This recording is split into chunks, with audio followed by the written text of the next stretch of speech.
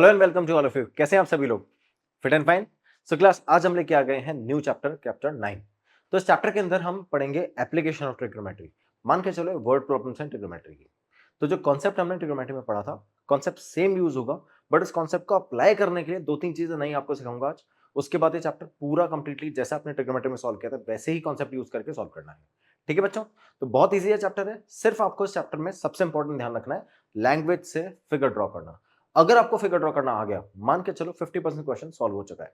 अब बाकी simple simple calculation है जो आपको ट्रिग्नोमेट्री से अडॉप्ट करनी है और वही कैलकुलेशन अप्लाई करनी है। समझ गए बच्चों? स्टार्ट करें। तो देखो, सबसे पहले तो आज हम करेंगे क्या, हाइट एंड डिस्टेंस। एक ही देखो, इस पूरे चैप्टर में जो कॉन्सेप्ट हम स्टडी करेंगे वो हाइट एंड डिस्टेंस से रिलेटेड ही होगा, इसके अलावा और कोई कॉन्सेप्ट है ही नहीं। ठीक है? तो ये पूरा कॉन्सेप्ट हम आज ही कंप्लीट कर लेंगे, उसके बाद दो तीन एग्जांपल भी देख लेंगे और फिर हम कंटिन्यू करेंगे एनसीईआरटी एक्सरसाइज के क्वेश्चंस। ठीक है? और आज के बाद आप कॉम्पिटेंसीज में डेवलप करोगे relation of height and distance with the help of elevation and depression angle. तो एलिवेशन एंगल का कॉन्सेप्ट और डिप्रेशन एंगल का कॉन्सेप्ट ये आज आपका क्लियर करके जाऊंगा। ठीक है? स्टार्ट करते हैं अपने सबसे पहले एप्लीकेशन ऑफ ट्रिग्नोमेट्री में। तो एप्लीकेशन ट्रिग्नोमेट्री में सबसे इंपॉर्टेंट चीज आएगी आपकी लाइन ऑफ साइट। तो देखो, line of sight, horizontal, vertical, elevation angle और डिप्रेशन एंगल, ये पांच चीजें एक साथ बताता हूं, समझ जाना। उसके बाद अपन डायरेक्टली स्टार्ट करेंगे अपने लैंग्वेजेस और क्वेश्चंस पे। ठीक है? तो समझो, देखो क्या होता है when we are talking about line of sight. मान लो ये ऑब्जेक्ट है और ये आप खड़े हुए हो। ठीक है? तब सबसे पहले तो अगर आप यहां खड़े हुए हो तो आपकी आईज से जो हॉरिजॉन्टल लाइन बनेगी, हॉरिजॉन्टल लाइन कौन सी? सरफेस। जिस सरफेस पे आप खड़े हो उस सरफेस के पैरेलल, जैसे मैं यहां खड़ा हूं तो मेरी आईज से सरफेस के पैरेलल जो हॉरिजॉन्टल लाइन ड्रॉ होगी, ऐसे हॉरिजॉन्टल लाइन ड्रॉ हो गई, इसको अपन इसको बोलते हैं हॉरिजॉन्टल। ठीक है? अब इस सरफेस पे जो भी परपेंडिकुलर ऑब्जेक्ट्स हैं इंक्लूडिंग यू आर वर्टिकल्स। ठीक है? तो अगर आप मान लो यहां पर खड़े हो, ये आपकी हाइट है फ्रॉम द सरफेस, तो ये अब आप क्या हो गया, ये आपकी हाइट हो गई। तो आप वर्टिकली आप क्या करते हो, स्टैंड पे या इस सरफेस पे वर्टिकली खड़े हुए हो, तो ना ये आपकी हाइट हो गई। अब यहां से ये ऑब्जेक्ट है तो ये ऑब्जेक्ट की हाइट हो गई। ये भी वर्टिकल है तो 90 डिग्री बनाता है। ठीक है? क्लियर? अब इसमें बहुत सारी जगह पे वर्टिकल बोल देगा, 90 डिग्री नहीं बनाएगा। तो आपको याद रखना है कि whenever we have a vertical along with the horizontal, it makes a 90 degree angle with the surface. ठीक है? तो ये 90 डिग्री एंगल बनाएगा सरफेस पे। अब ध्यान से देखना, आप अपनी आंखों से ये हॉरिजॉन्टल, ये सरफेस मान लेते हैं, चलो ये अपना हॉरिजॉन्टल है, ये अपना वर्टिकल हो गया। अब अपनी आंखों से इस ऑब्जेक्ट को देखने के लिए, जैसे मैं यहां खड़ा हूं, कोई ऑब्जेक्ट है मेरी हाइट से ऊपर वाली हाइट पे। ठीक है? थोड़ा हाइट ज्यादा है उसकी। तो अब अगर मैं उसको देख रहा हूं ऑब्जेक्ट को, तो क्या मेरे हेड को मेरे को ऊपर टिल्ट करना पड़ेगा? थोड़ा सा ऊपर टिल्ट करूंगा और ये देखो मेरी आईज से जो सीधी लाइन बनेगी ना उस ऑब्जेक्ट को, कहां तक? उस पॉइंट तक जिस पॉइंट को मैं ऑब्जर्व कर रहा हूं। जैसे फॉर एग्जांपल इस पूरी बिल्डिंग में मैं इस पॉइंट को ऑब्जर्व कर रहा हूं, तो मेरी आंखों से लेके इस पॉइंट तक जो स्ट्रेट लाइन बनेगी उसको हम बोलते हैं line of site. Line of site. फिर से बताता हूं, मान लो आप यहां पे खड़े हो, सामने एक बिल्डिंग है, उस बिल्डिंग के टॉप को देख रहे हो आप। ठीक है? तो आपकी आंखों से लेके टॉप तक जो स्ट्रेट लाइन बनेगी उसको बोलेंगे लाइन ऑफ साइट। ठीक है? अब अगर आप उसकी बिल्डिंग के टॉप को देख रहे हो, उस बिल्डिंग के बीच में किसी फ्लोर को देख रहे हो, ठीक है, जैसे मान लो यहां पर किसी पॉइंट पे आपकी निगाहें, तो अब यहां से यहां तक ये बन जाएगा आपका लाइन ऑफ साइट। क्लियर बच्चों? समझ गए? तो line of site is the imaginary line. ऐसी कोई लाइन बनती नहीं, अगर आप किसी ऑब्जेक्ट को देख रहे हो ऐसे थोड़ी लाइन बन जाती है यहां से लेकर वहां तक। So this is the imaginary line which we draw. ये इमेजिनरी लाइन जो हम ड्रॉ करते हैं, कहां से? आपकी आंखों से लेके उस पॉइंट तक जिस पॉइंट को आप ऑब्जर्व कर रहे हो, we call it a line of sight. This is a horizontal and these are the vertical objects which is being placed on the surface with an angle of 90 degree. समझ गए हो? अब दूसरी इंपॉर्टेंट चीज, अगर आप किसी भी ऑब्जेक्ट को देख रहे हो जो आपकी हाइट से ऊपर है, तो क्या आपको अपने हेड को ऊपर टिल्ट करना पड़ेगा उसको देखने के लिए? और लाइन ऑफ साइट कैसे बनेगी? ऐसी। किससे? हॉरिजॉन्टल से। तो ध्यान से देखना, जैसे ही आप, ये हॉरिजॉन्टल सरफेस है, हॉरिजॉन्टल सरफेस से जैसे आप ऊपर जाते जाओगे तो क्या हॉरिजॉन्टल से एक एंगल बनता जाएगा जो यहां से ऊपर की तरफ जा रहा है। समझ गया ना क्या बोल रहा हूं मैं? ये हॉरिजॉन्टल है, यहां से इस हॉरिजॉन्टल से अगर आप ऊपर उठते जाओगे तो जो एंगल बनता जा रहा है, दिख रहा है आपको? ये जो एंगल बनता जाएगा, इस एंगल को बोलेंगे एलिवेशन एंगल। कब? जब आप हॉरिजॉन्टल से ऊपर, हॉरिजॉन्टल कब बनेगा? आपकी आंखों से पैरेलल लाइन बनेगी। कहां से? किससे पैरेलल? सरफेस के पैरेलल। तो सरफेस के पैरेलल जो पैरेलल लाइन बनेगी उसको क्या बोलेंगे? हॉरिजॉन्टल। हॉरिजॉन्टल से जो एंगल बनेगा किधर? ऊपर की तरफ। कब? जब आप ऊपर किसी ऑब्जेक्ट को देख रहे होगे। ऊपर कब होगा? जब आपकी हाइट से ज्यादा होगा। समझ गए हो? तो अब अगर कोई ऑब्जेक्ट आपकी हाइट से ऊपर है तो आप उसको देखने के लिए क्या करोगे, उसको देखने के लिए आप अपने हेड को टिल्ट करोगे, और जैसे आप टिल्ट करोगे तो जितना आप टिल्ट करते जा रहे हो वो एंगल बनता जाएगा, और उस एंगल को बोलते हैं हम एलिवेशन एंगल। क्लियर? तो अब अगर मुझे एलिवेशन एंगल बनाना है तो कब बनेगा, जब भी मैं अपनी हाइट से ऊपर किसी ऑब्जेक्ट को देखूंगा। तो अगर मैं किसी ऑब्जेक्ट को देख रहा हूं जो मेरी हाइट से ऊपर है, तो the angle made by this object, sorry, the angle made by the line of sight from the horizontal is named as elevation angle. Clear? Correspondingly अगर मैं किसी ऑब्जेक्ट को देख रहा हूं, जब मैं ज्यादा हाइट पे हूं, ऑब्जेक्ट छोटा है, तो क्या मुझे अपने हेड को नीचे टिल्ट करना पड़ेगा उसको देखने के लिए, जब मैं उस ऑब्जेक्ट को देख रहा हूंगा, है ना? तो जो लाइन ऑफ साइट है वो हॉरिजॉन्टल से कैसा एंगल बनाएगी, ये एंगल बनाएगी ना, ऐसे। इस एंगल को बोलते हैं एंगल ऑफ डिप्रेशन। हॉरिजॉन्टल समझ आया, लाइन ऑफ साइट समझ आई, वर्टिकल एंगल, वर्टिकल समझ में आया, elevation angle, depression angle, 5 concept हो गए। ये 5 के अलावा छठा कॉन्सेप्ट नहीं है इसमें। समझ गए? तो ध्यान से देखो, we got it as elevation angle जब मैं अपनी हाइट से ऊपर देख रहा हूं, डिप्रेशन एंगल जब मैं अपनी हाइट से नीचे देख रहा हूं। ठीक है, समझ गए? या फिर मैं किसी ज्यादा हाइट पे हूं और किसी नीचे ऑब्जेक्ट को देख रहा हूं, तो in that situation we are making the angle, ये थीटा ले ले, थीटा 1 और ये थीटा 2। ठीक है, तो दो अलग अलग एंगल बनाएंगे। ये कब बनेगा, ये बनेगा एलिवेशन वाले केस में, और ये बनेगा डिप्रेशन वाले केस में। ठीक है, तो we got elevation angle, depression angle कब, जब मैं ऑब्जेक्ट को देख रहा हूं जो मेरी हाइट से नीचे है, और जब ऑब्जेक्ट को देख रहा हूं जो मेरी हाइट से ऊपर है। ठीक है, so these are the situations of elevation and depression angle along with the line of sight, horizontal and vertical. Clear? एक एक की डेफिनेशन समझाता जाऊंगा, ध्यान से देखते रहना कैसे करेंगे। This is line of sight when we are looking at an object from here to here. तो इस पूरे लैंप पोस्ट में मैं इस पॉइंट की तरफ फोकस कर रहा हूं ना, तो इस पॉइंट से लेके मेरी आंखों तक जो स्ट्रेट लाइन बनेगी इसको क्या बोलेंगे, लाइन ऑफ साइट। ठीक है, और ये आपका हॉरिजॉन्टल है किसके पैरेलल, सरफेस के पैरेलल। कौन सी सरफेस के, जिस पे आप खड़े हुए हो। समझ गए? तो जिस सरफेस पे आप खड़े होगे उसके पैरेलल आपकी आंखों से एक लाइन बनेगी। कौन सी इमेज लाइन, इमेजिनरी लाइन। उस लाइन को क्या बोलेंगे, हॉरिजॉन्टल। और उससे जो भी आप एंगल बना रहे हो क्या बनेगा, एलिवेशन एंगल। कब, जब आप अपनी हाइट से ऊपर किसी ऑब्जेक्ट को देख रहे हो।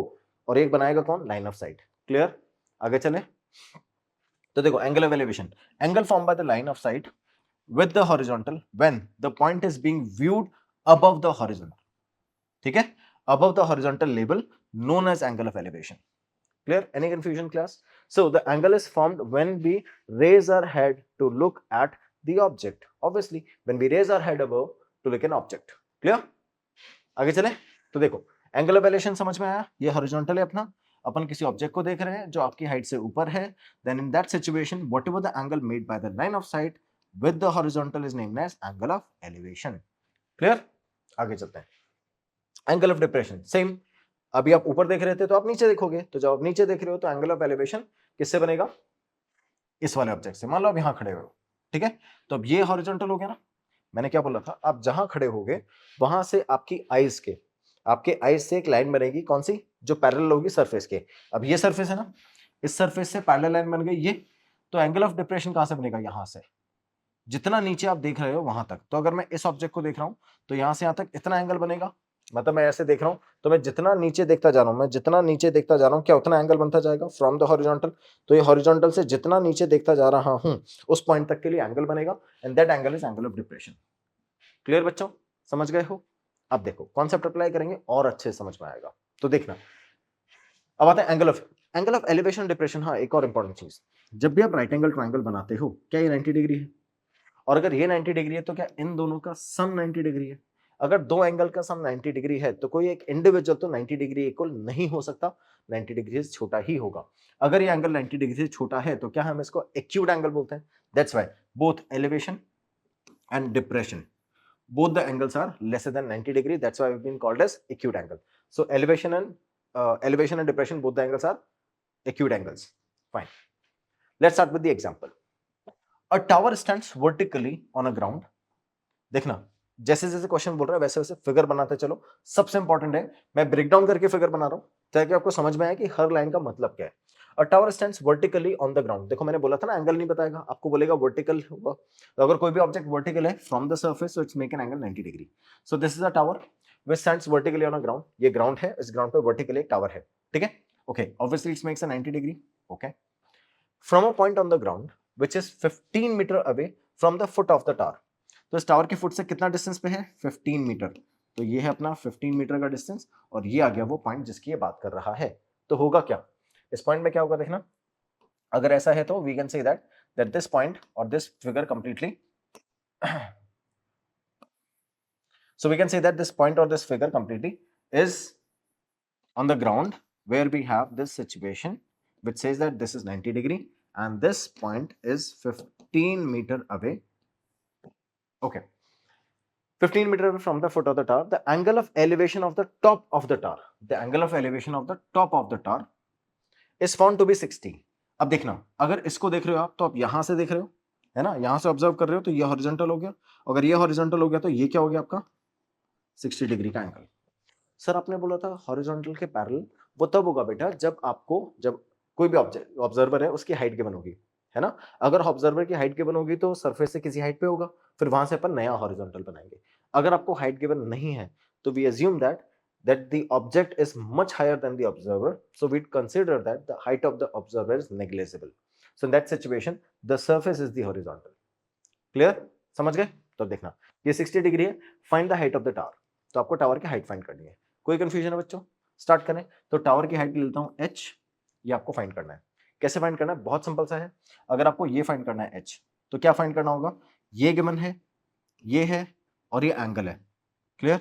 क्या ये परपेंडिकुलर, क्या ये बेस और क्या ये थीटा, ये थीटा है तो ये परपेंडिकुलर और ये base, tan theta is equals to perpendicular upon base. अगर आपको tan 60 की वैल्यू पता है तो परपेंडिकुलर अपॉन बेस का रेशियो आ जाएगा ना, और रेशियो आते ही आप वैल्यूज निकाल लोगे। इतना सिंपल है। स्टार्ट करें सॉल्यूशन। तो कैसे करेंगे देखो, I got this figure here where this height is h, this is 15 meter and this length is not given, we have got this one as 60 degree. Okay, let's say ये a है, ये b है, ये c है, तो हम लिखेंगे in triangle ABC, ABC triangle में एंगल B तो 90 डिग्री है, एंगल B कैसा है अपना 90 डिग्री, ठीक है, एंड एंगल C कैसा है, एंगल C है अपना, एंगल C की वैल्यूज है 60 डिग्री। Then AB is perpendicular and BC is base, ठीक है, perpendicular and BC is base. So we can say that tan theta is equals to perpendicular upon base where it is AB upon BC. Okay, so in that situation theta is 60 degree क्योंकि हमने AB और BC लिया है। Okay, so we'll write it as it is. So it is tan 60 degree is equals to AB. AB कितना है बच्चों? H और BC कितना है? 15। बस tan 60 की वैल्यू कितनी होती है? tan 60 की वैल्यू होती है √3 is equals to H upon 15। 15 को उधर शिफ्ट कर दो तो it is 15 √3 is equals to H। तो H की वैल्यू कितनी आ गई? 15 √3। क्या ये कैलकुलेट करना था? हाँ। क्या 15 मीटर्स में है तो 15 √3 भी मीटर्स में आएगा। बस फाइनल आंसर स्टेटमेंट लिख लेना है। तो hence the height of the tower, tower ही था ना, vertical tower, right, hence the height of the tower is 15 √3 meters। Clear? फिर से क्या आपसे h पूछा था उसने? नहीं, आपसे पूछा था वर्टिकल टावर की हाइट, तो आपने उसको h अज्यूम करके सॉल्व किया ना बच्चों। तो ध्यान रखना जब भी आप क्वेश्चन सॉल्व कर रहे हो कैसे, वर्ड प्रॉब्लम्स, तो आपको हमेशा याद रखना है कि वर्ड प्रॉब्लम्स में you have to write the answer statements that whatever is being figured out by you is actually what is being asked in the question। तो आपने जो फाइंड आउट किया दैट इज h, वो actually वही है जो question ने पूछा था, तो आप लास्ट में लिखोगे the height of the tower is 15 √3 meters। Clear? आगे चले, नेक्स्ट क्वेश्चन देखो। An electrician has to repair an electric fault on a pole of height 5 meter। तो ये पोल है जिसकी हाइट कितनी है? ये पूरी हाइट है 5 मीटर, ऐसा क्वेश्चन बोल रहा है, ठीक है। उसके बाद क्या बोल रहा है? She needs to reach a point 1.3 meter below the top of the pole. इसके टॉप ऑफ द पोल से यहां तक कितना डिस्टेंस है? ये डिस्टेंस है 1.3 मीटर। उसको यहां तक पहुंचना पड़ेगा रिपेयर करने के लिए, किसको? फॉल्ट को, to undertake the repair work, ठीक है। ये फिगर देख लिया। अब आपको पूछ कर रहा है question, what should be the length of the ladder that she use which when inclined at an angle of 60 degree to the horizontal would enable her to reach the required position, ठीक है। So you need to find out the length of the ladder which enable her to reach at this location so that she can continue the repair work at N angle of 60 degree from the horizontal. समझ में आया? तो ये किसने क्या किया, इसने 60 degree का एंगल बनाया, किससे, लैडर से, from the ground, so that this distance enough, this ladder's length is enough to reach to this point, so she can continue the repair work. Okay, आगे क्वेश्चन क्या पूछ रहा है, एक तो लैडर की लेंथ पूछ रहा है, उसके बाद क्या पूछ रहा है, also how far from the foot of the pole should she place the foot of the ladder, you may take √3 is equal to 1.73। अगर आपको याद हो तो लास्ट वाले क्वेश्चन में हमने आंसर 15√3 में छोड़ दिया था, क्यों, क्योंकि √3 की वैल्यू गिवन नहीं थी, यहां पर गिवन है क्या, तो आपको सॉल्व करना पड़ेगा, √3 की वैल्यू प्लेस करके मल्टीप्लाई करके एग्जैक्ट आंसर देना पड़ेगा। बच्चों ध्यान से सुनना, जब भी आपको क्वेश्चन में √3 की वैल्यू गिवन हो और आपने प्लेस नहीं करी, आंसर के मार्क्स कट जाएंगे।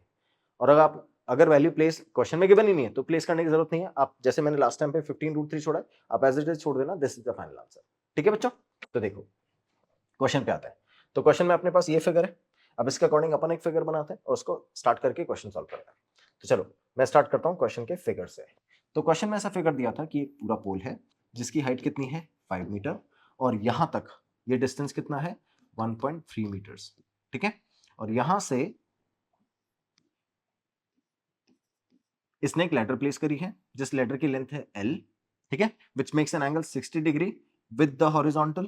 Now what we need to find out, we need to find out the length of the ladder along with the distance from the foot to this point. Clear? Okay, so let's assume that this is A, this point is B, this point is C, and this point is D.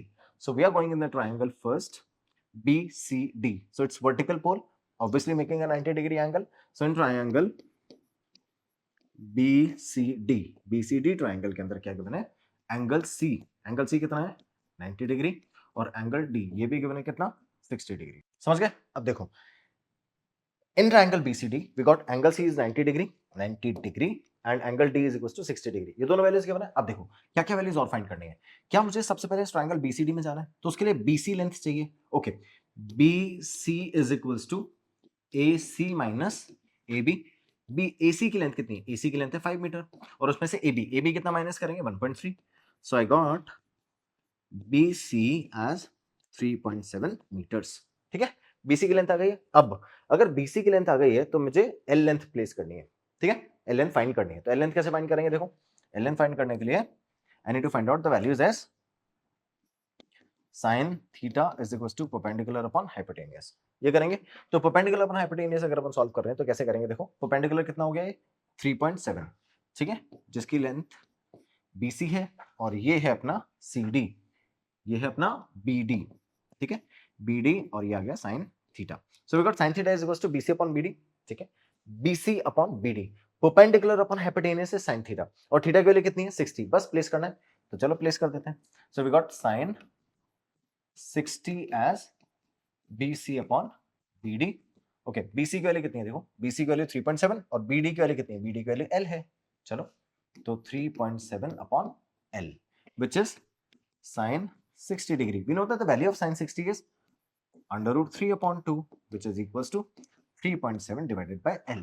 बस cross multiply, जैसे cross multiply करोगे तो देखो L इधर आ जाएगा, root 3 divide और 2 इधर, तो 3.7 multiply by 2 divided by √3, 3.7 multiply by 2 divide by 3, इसको जब पूरा सॉल्व करोगे तो देखना फाइनल आंसर आपका आएगा 4.28 अप्रॉक्स। ठीक है, अप्रॉक्स क्यों लिखा, √3 की एग्जैक्ट वैल्यू थोड़ी अपने पास में और कोई √3 से डिविजिबल वैल्यू भी नहीं है और √3 की वैल्यू क्वेश्चन में गिवन है, कितनी गिवन है 1.732, तो बस वही प्लेस करनी है। जैसे ही आप ये √3 की वैल्यू प्लेस करोगे you'll get this one। ठीक है, तो फाइनली मुझे क्या करना था, मुझे L की वैल्यूज पे 3.7 मल्टीप्लाई बाय 2 और इधर 1.73 प्लेस करना था और जैसे ही मैं प्लेस करूंगा I'll get this value. Clear बच्चों, आगे चलें। तो अब देखो ये आ गई अपनी L की वैल्यूज, अब अपन सॉल्व करेंगे फाइनल आंसर। ये अपना 1.3 है, 1.3, ये है 3.7, ये है पूरा 5 और क्वेश्चन पूछ रहा है आपसे ये, ठीक है, and this angle is 60 degree. Clear बच्चों, ओके, ये 3.7, ये L हम निकाल ही चुके हैं, कितना आ गया अब तो, ये तो 4.28 आ गया है, ठीक है, इसकी वैल्यूज निकालनी है। अब सुनना ध्यान से, क्या मुझे इसकी वैल्यूज निकालनी है, क्लियर। अब मैं स्टार्ट करता हूं सॉल्यूशन। मुझे अगर बेस की वैल्यू निकालनी है और हाइपोटेन्यूज की वैल्यू अब मेरे पास में है यूजिंग cos 60, cos 60 में क्यों अप्लाई कर रहा हूं अभी आप समझ जाओगे। cos 60 is base upon hypotenuse. तो अब देखो cos 60 की वैल्यू क्या 1/2 होती है, इज इक्वल टू बेस मुझे फाइंड करना है, हाइपोटेनियस 4.28। अब देखो यहां से √3 का झंझट ही खत्म हो गया ना, नहीं तो आपको फिर से देखो अगर मैं साइन थीटा लेता तो फिर से √3 आ जाता ना, इसलिए मैंने हाइपोटेनियस को बेस के साथ में cos थीटा के फॉर्म में सॉल्व कर लिया। तो जैसे मैं इसको उधर शिफ्ट करूंगा, I'll get base is equals to 4.28 divided by 2 and that base is 2.14 meter approximately। क्यों इधर अप्रॉक्स क्यों लिखा बेटा? अप्रॉक्स इसलिए लिखा क्योंकि 4.28 भी तो अप्रॉक्स वैल्यू थी, तो अपने पास बेस भी आ गया है और लेटर की लेंथ भी आ गई है। ठीक है, तो अब दोनों एग्जैक्ट स्टेटमेंट में लिखोगे तो आप फाइनली लिखोगे hence the length of the ladder is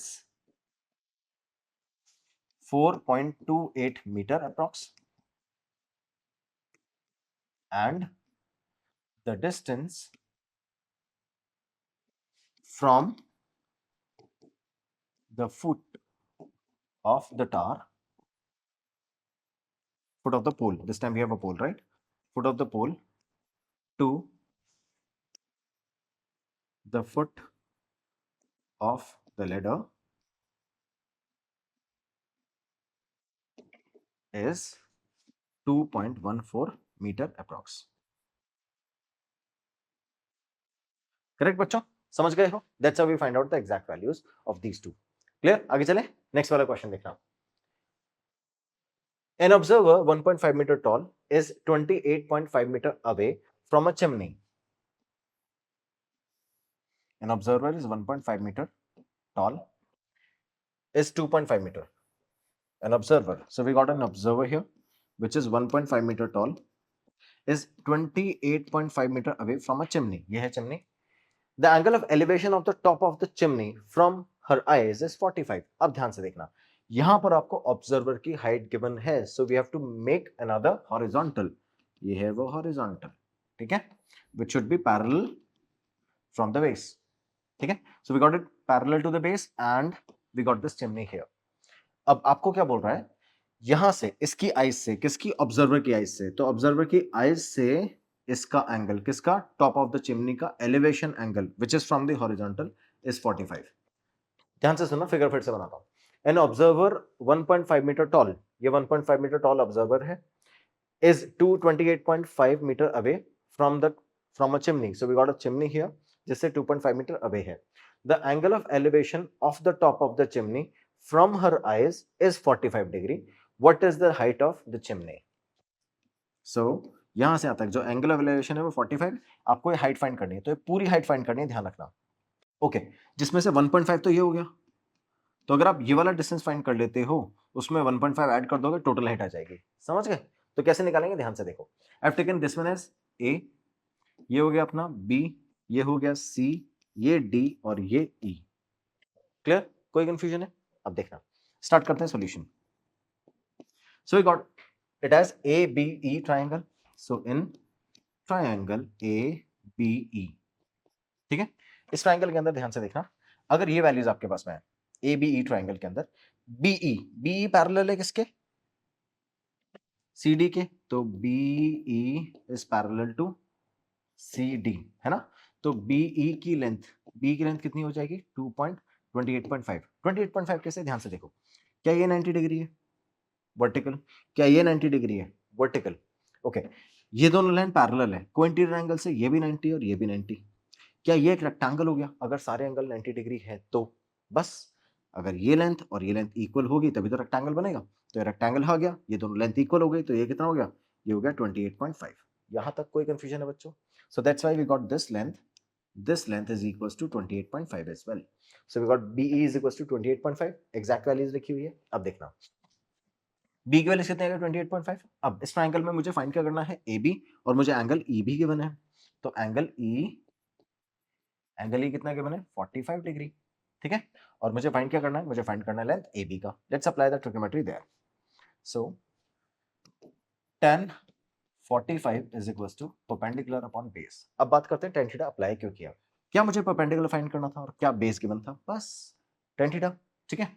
अब tan में एंगल कितना है? 45, ओके, बस प्लेस करना है, तो परपेंडिकुलर अपॉन बेस tan 45 है, परपेंडिकुलर, परपेंडिकुलर की लेंथ कितनी है देखो, परपेंडिकुलर अपना हो गया AB और बेस कितना हो गया BE, तो इधर लिखेंगे AB अपॉन BE, ठीक है।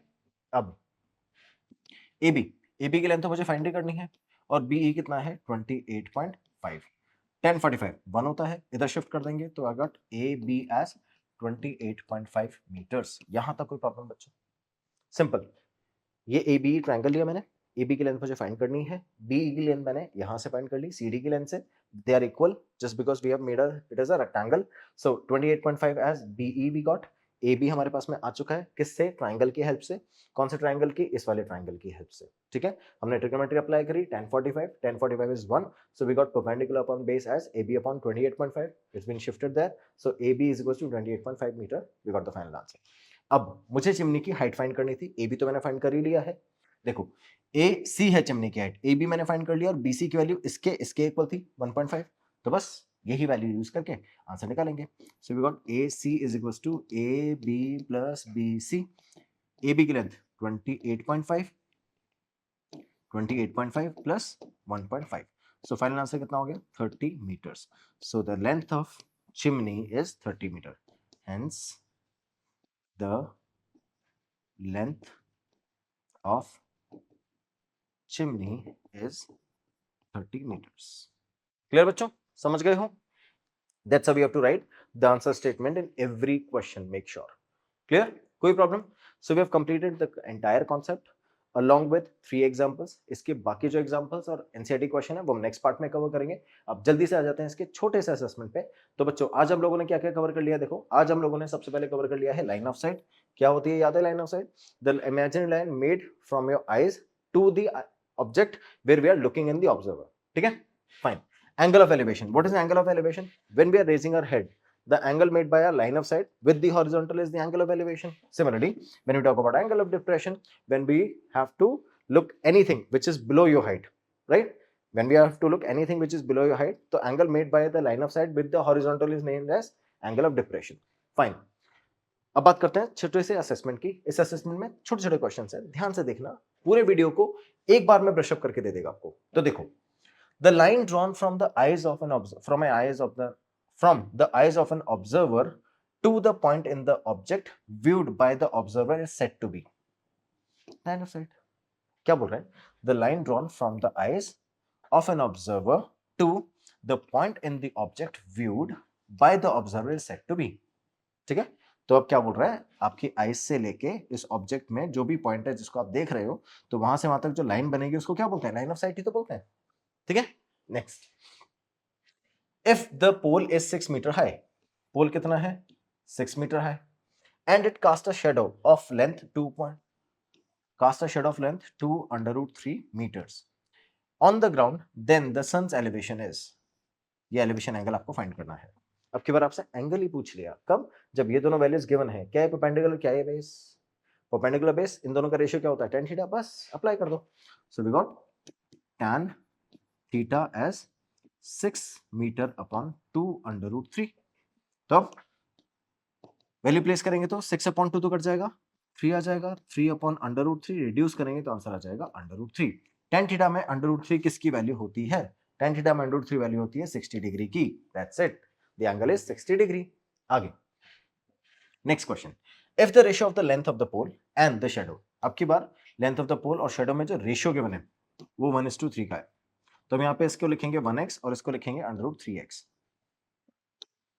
अंडर रूट 3x, ठीक है।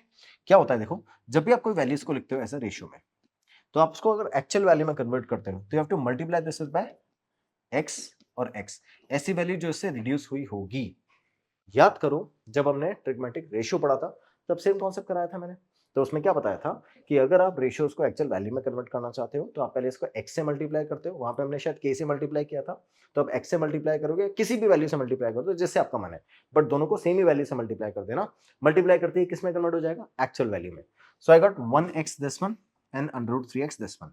सो आपसे पूछ कर रहा है, आपसे फिर से वही angle of elevation of sun पूछ रहा है, बस इसमें तो वैसे भी रेशियो ही काम आएगा, तो मैं जब रेशियो निकालूंगा तो दोनों वैल्यू रिड्यूस हो जाएगी। तो देखना, we got tan theta as x upon under root 3x, x cut गया, कितना बचा? ये बचा 1/√3। तो 1/√3 में 10 में किसकी वैल्यू होती है? 10 में वैल्यू होती है 30 डिग्री की। क्लियर बच्चों? So that's how we have completed our entire concept along with 3 example and a quick assessment.